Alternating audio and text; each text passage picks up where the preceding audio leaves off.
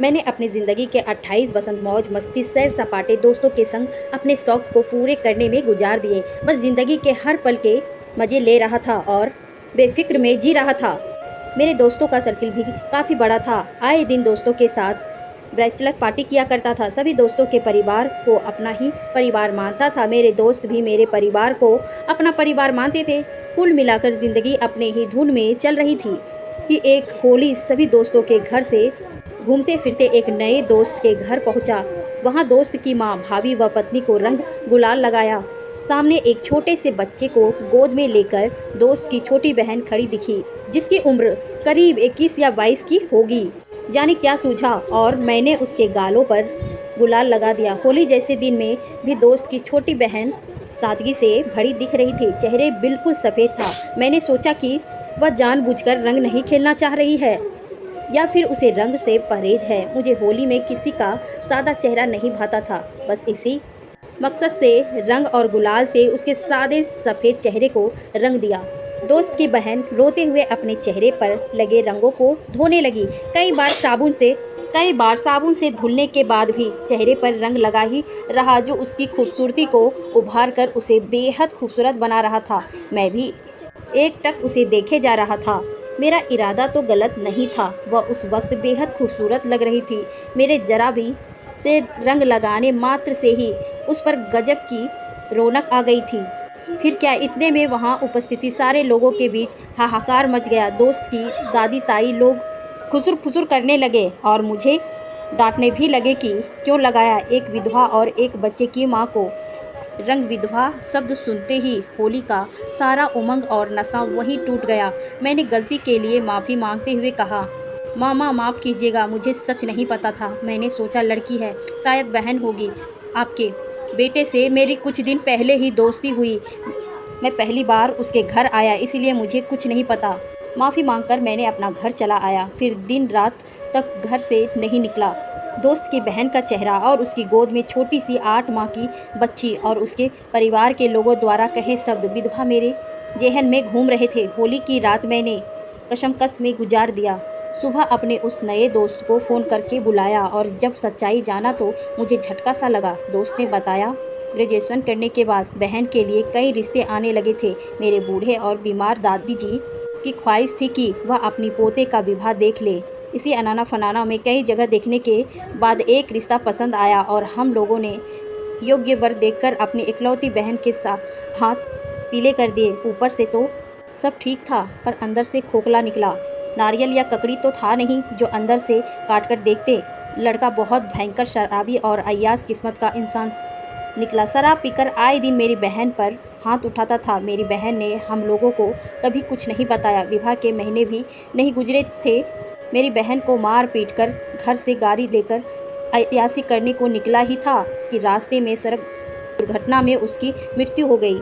जब हम सब बहन के ससुराल पहुंचे तब वहां के मौजूद सारे रिश्तेदार और पड़ोसी ने लड़के की हरकतों के बारे में बताया। मेरी बहन की गृहस्थी बसने से पहले ही उजड़ चुकी थी।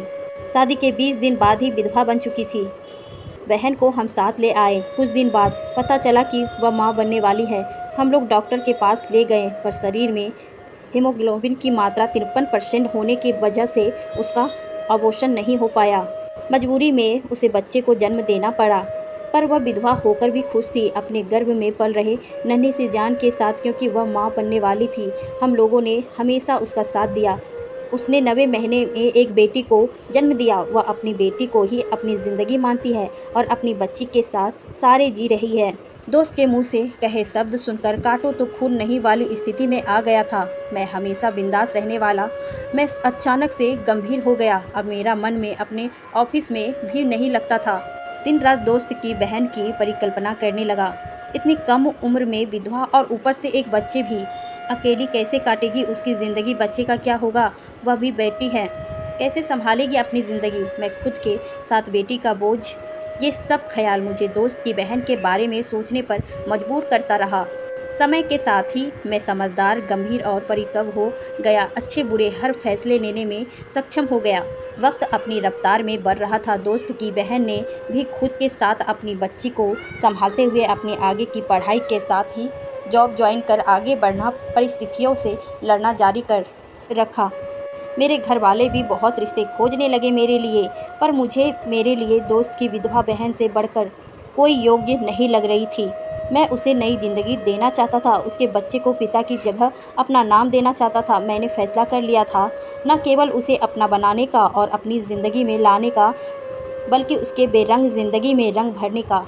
मैंने पहले अपने दोस्त के पास विवाह का प्रस्ताव रखा, फिर उसके घर में काफ़ी विरोध भी हुआ कि विधवा की शादी नहीं हो सकती। काफ़ी मनाने के बाद मैंने अपने दोस्त के घर वालों को मना लिया। फिर दोस्त की बहन से भी बात की, उसने भी काफ़ी नकुर की। फिर मैं उसे उसके वर्तमान और भविष्य के संघर्ष से अवगत कराया। उसने भी अपनी बेटी के भविष्य को देखते हुए मेरे प्रस्ताव को बहुत मुश्किल से स्वीकार कर लिया। अब एक और संघर्ष सामने था, अब अपने घर वालों को मनाने का। मेरे घर वाले अपने कुंवारे बेटे के लिए विधवा बहू और साथ में एक बच्ची को लाने के लिए बिल्कुल भी राजी नहीं थे। एक छोटे शहर में रहकर सबकी सोच बदलना मेरे लिए भी कठिन था, पर मैंने हिम्मत नहीं हारी। लगभग 2 से 3 साल की कोशिश में सब कुछ ठीक कर दिया और सादगी से हमारा विवाह मंदिर में संपन्न हुआ।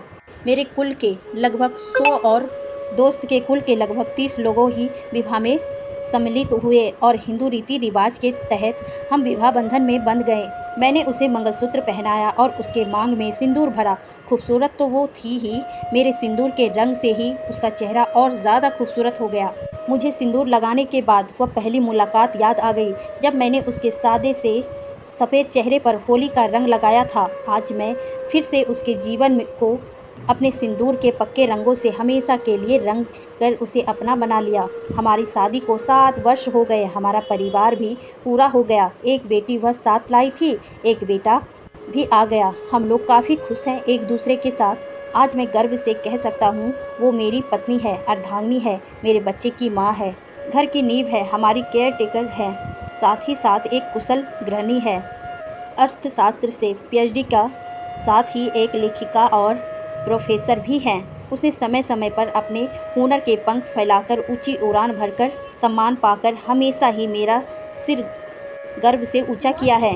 कभी कभी मन ही मन गाता हूँ, गुनगुनाता हूँ, ये कहाँ आ गई, हम यूं ही साथ साथ चलते तेरी बाहों में, ए जानब मेरे जिस्म ओ जहाँ पिघलते।